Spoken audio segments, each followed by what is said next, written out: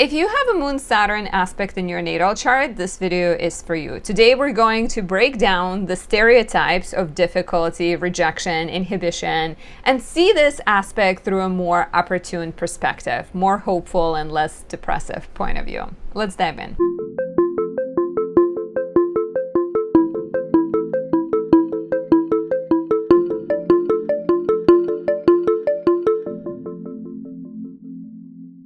My name is Anastasia. I'm a traditional Western astrologer specializing in natal, relationship, predictive, electional, and astrocartography readings. If you enjoy my work, please show your support by leaving me a like, a comment, subscribing, and pressing that notification bell. Watch more of my videos. All of that really helps promote my work, helps show it to more people, helps me grow. You can also say thank you by buying me a tea, a coffee, a croissant, any other token of appreciation. I am deeply grateful for that. Before we dive in, if you need help picking the best date for your wedding, figuring out where to relocate in the world, understanding yourself, looking at the year ahead, book a reading at anastasiadoesastrology.com. On my website, you can see a variety of options. There's a few durations, something that can work for everyone. On there, you can also register for my natal astrology course. It begins in September, and in 3 short months, we will dive into astrology, learn about reading natal charts, help you decipher your own chart and become a stronger, more empowered version of yourself, the version the universe intended you to be. Since we are talking about the Moon-Saturn aspect in this video, and the moon tends to be really inhibited by Saturn, I highly recommend my beautiful Moon in Cancer candle. This is the 3rd edition. It is decorated with silver foil, which is the metal of the moon. It smells like moonflower nectar, and it has a very soothing, relaxing, calming energy. It's actually really potent for expressing feelings and for connecting with your emotions. Highly recommend this for anyone who has a Moon-Saturn aspect in their chart, if your natal moon is in Capricorn or Scorpio, and if it's placed in the 2nd, 6th, 8th, or 12th houses. So today we're going to talk about the Moon-Saturn. Just a second.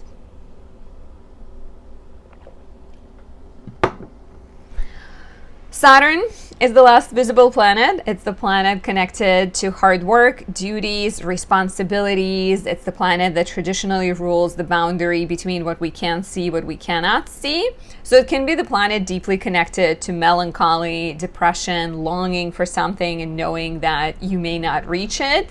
It's also the planet connected to harsh boundaries in life, such as sickness, death, old age.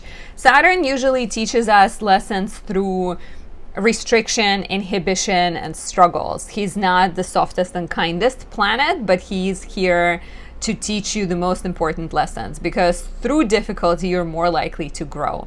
So what happens when Saturn meets the moon? And in this video, I'm talking about Saturn aspects in general, because all of this will be exhibited throughout conjunction, opposition, square, trine, or sextile. However, you might put like a slightly harmonious lens on the sextile or trine, a more difficult lens on Saturn-Moon conjunction, square, or opposition. So the moon has, and also just to mention that this video is based on Liz Green's book, Saturn, A New Look at an Old Devil. Highly recommend. This is a really enlightening book. After I started reading it, I decided to turn it into a video series. So I refer and I use that book as the foundation for the series. Definitely check it out. So the moon, as the moon in the skies, is very fluid and very changeable. She's never full for too long. She's never new for too long. She constantly changes shapes. She changes zodiac signs. And similarly, the moon in a chart has as fluid interpretation as the moon in the sky. First thing, she represents the feminine half of human nature, with the sun being the masculine, moon is the feminine. So it's the more feeling, the more sensual nature. It's also often connected to the mother, to the unconscious or dark aspect in a man's chart, for example, or like a more expressive aspect, more expressive part of the female chart. The moon is connected to the archetype of the great lunar goddess in ancient myth, who was also the goddess of fertility and the earth. So in that regard, the moon is also connected to fertility, to earth, to nurturing, right? And like building things up from the ground up. It is connected to the mother, like I said. It's also connected to childhood and to the roots. It's kind of your most vulnerable part, right? When you're a little child and you are at mercy of other people and you absorb everything. So the moon might describe, your moon sign might describe what the circumstances of your early home life were, what kind of energy surrounded you, what kind of energy your mother gave you, right? Like, was she chatty or was she crying a lot? Was she sensitive? Was she aloof? So a lot of this will show up through your moon sign. There is also instinctive habit patterns. Your moon energy shows up the most when you're vulnerable, when you're hungry, when you're like unfiltered, right? Liz Green calls it the line of least resistance. As in, the qualities by sign, house, and aspect are expressed most obviously in intimate emotional relationships and in those situations where instincts, rather than conscious deliberation, governs a man's actions. Man, as in woman, creature, human, they, them, a person, right? It's what I found really fascinating. There's a paragraph in Liz Green's book where she talks about how there is this like old theory that your moon sign in this life is your sun sign in the past, but then she talks more about it and says that we can't really prove with 100% certainty the existence of past lives, but she does say that it's worth considering this in a more metaphorical sense, because the moon may represent, to quote her, a link with one's childhood, one's heredity and roots, and usually suggests an area where the need for security and a sense of continuity with the past is obviously expressed. In some ways, the moon symbolizes what the parents have been and where the longing is greatest for an emotional rapport, an instinctual closeness which will replace the comfort of an ancient umbilical tie. So I see the moon as this early life, information you've received from your mother, from your parents, and the comfort that was created back then of being nurtured. And even if it was an uncomfortable, difficult childhood, you still have absorbed it as your early umbilical tie, right? So you seek to recreate it throughout your life. You seek experiences, people, situations that are similar. So what happens when the moon meets Saturn? So again, if you have conjunction, square, opposition, trine, or sextile in your chart, we will see the experiences of childhood often being very Saturnian, right? So Saturn is connected to duty, responsibility. It's connected to what is right, what is wrong. So the definition of you have to behave a certain way, there could have been like a lot of structure in childhood. Maybe because you grew up in a very religious environment, and so those were religious restrictions, or maybe there were financial restrictions, right? Like growing up in a childhood in a household where there wasn't a lot of money to spend, or maybe there was a lot of money to spend, but emotionally there was some kind of sense of restriction, right?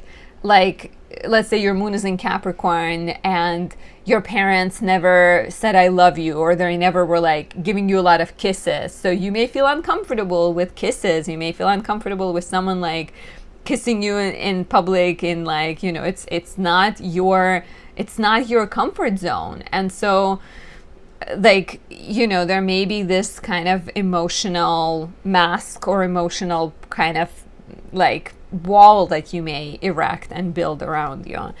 A mother, the moon representing a mother, right, conjunct Saturn, can be very much connected to the mother who is not demonstrative in her feelings, who is sort of reserved and restricted. And please share if this is you, if this describes you. And like all of what I'm saying, I really recommend the Moon in Cancer 3 candle, any Moon in Cancer products I have, because they capture the moon in rulership, soft, nurturing, soothing, warm like a hug of a Cancer sun or moon. I love this candle and I can't get enough of it, and it always gets sold out every year. This is the 3rd year I'm making it, so get it while I still have some. So the issues that have been presented in childhood result in this like emotional closed-fistedness, which is what Liz Green calls it. And early in childhood, because of that lack of easy emotional flow, because of some kind of like inhibition of the exchange of feelings, you begin to learn to control the feelings at the time when you shouldn't, right? At the time when you're like a child and all you can do is communicate with your feelings, right? Baby's crying when it's cold, hungry, wet, whatever it might be. So early in life, there begins this kind of wall and block that you need to sort of set. And early again, there may be like the sense of loneliness, and maybe on the outside you show up as like very sort of detached and cool and calm and collected, but all of that might most likely to be like a mask to hide your sensitivity and defensiveness and loneliness and sort of insecurity. Like Liz Green talks about kind of practicality as a way to hide that you cannot express your feelings in a different way. So it will show up very differently in the chart of a man, traditional man, let's say, people who identify as men, and in a chart of a woman. So in a male's chart, the moon is often expressed through women, through a partner, through a mother, right? So it's more about projecting it. And so if the mother is this like cold, detached, restrictive person that always tells you about like what you have to achieve, you may attract people who are like that. You may attract a woman who is very like, emotionally expressive or powerful and sort of stern, or very emotionally expressive too, because you can't express your feelings. So you're more likely to draw in a woman that is very like powerful. They may feel oppressive. They may sort of repeat the early life patterns of like this wife or, friend or whoever female character in your life becomes this really sort of dominant and strong. And so there is an opportunity to kind of face those women and maybe understand that you're not meant to repeat the same patterns. I think that applies. That like women in your life may be a source of disappointment until you learn to express your feelings instead of like hiding them and avoiding them. Because especially in a chart of a man, right, there might be this like, again, sort of like everything is fine. I'm going to take care of duties. I'm not going to make a scene. But you must free yourself from that. You must free yourself from this like kind of tight jacket that is holding your emotions and express your feelings. So the gift of Saturn here can really be the possibility of like true emotional independence, because when you're born with the Saturn Moon aspect, that loneliness that you have and that early life emphasis on duty and responsibility, you may try to avoid loneliness by creating a lot of like duty and responsibility in your life. Let me slow down. There may be strong emphasis in your life on structure, on getting married, because that's an agreement, right? There's duty connected to marriage. Having children, because then you have a blood relationship with them. Taking care of family. But a lot of times this can prove disappointing because marriage can end, children grow up and leave you, parents pass away. And so you can rely on other people to create stability for you. You really, really, with this placement, need to build your inner stability. So if we look at Saturn and Moon aspect, Saturn, Moon, conjunction, square, opposition, sextile, trine, more so conjunction, square, and opposition in a chart of a woman. For a woman, the Moon is the more dominant planet, right? Because women, people who identify as women, tend to be really good at feeling and sharing and expressing emotions and sort of flowing, right? Like we have cycles in our bodies that flow, that kind of like things, we are very, very lunar, I think, on many levels. So what happens when there's a Moon-Saturn aspect? That flow gets, again, sort of limited, restricted. So oftentimes there is a mother complex with this placement, where there's a very sort of heavy relationship with the mother, maybe some kind of entanglement with her that is hard to break. And again, there is that difficulty expressing feelings. And if the flow of feelings is blocked for a long time, this may result in ill health.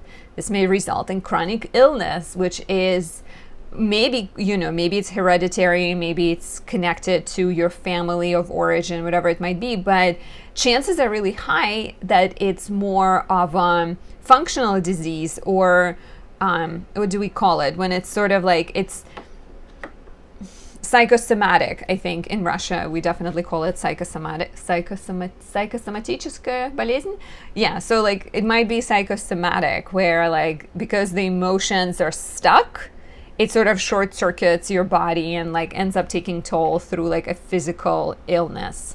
So similarly to a man's lesson, right? Women as well, there is this need to separate from what the mother have taught you, what like the society or parents or whoever, the restrictions that they have projected on you, and avoid the extremes of like being really cold and just like focusing on duty, like I'm a mother, I need to have children, I need to take care of my husband, I need to cook for him, or being overly like aggressive and being just like, I don't care about men, I'm just gonna achieve what I want to achieve. So trying to find balance.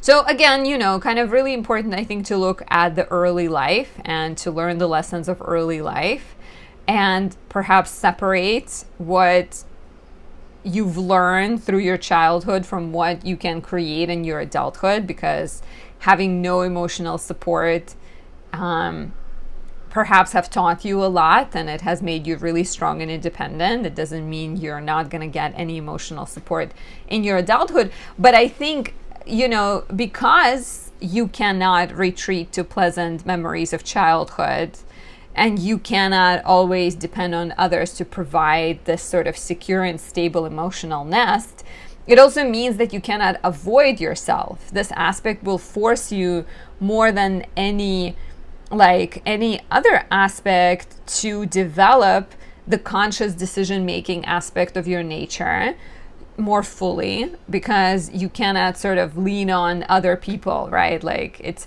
very much, this aspect almost like forces you to step into your solar energy more than your lunar energy. But when you learn to be self-reliant and like sort of, rewire your brain with positive affirmations, you learn to step away from the childhood, maybe set better boundaries in your life, and you learn to explore your feelings. You learn to slowly, step by step, express your emotions and allow yourself to feel things, then you're also more likely to start attracting people that are willing to give you their love without any conditions and any restrictions. I hope this resonates. I think this could be a really like empowering aspect and could really create a lot of strength in a person's life and eventually a lot of satisfaction. So please share how this resonates. If you want a reading, book it on my website, and on there you can also pick up the Moon in Cancer 3 candle. I'll talk to you soon. Bye.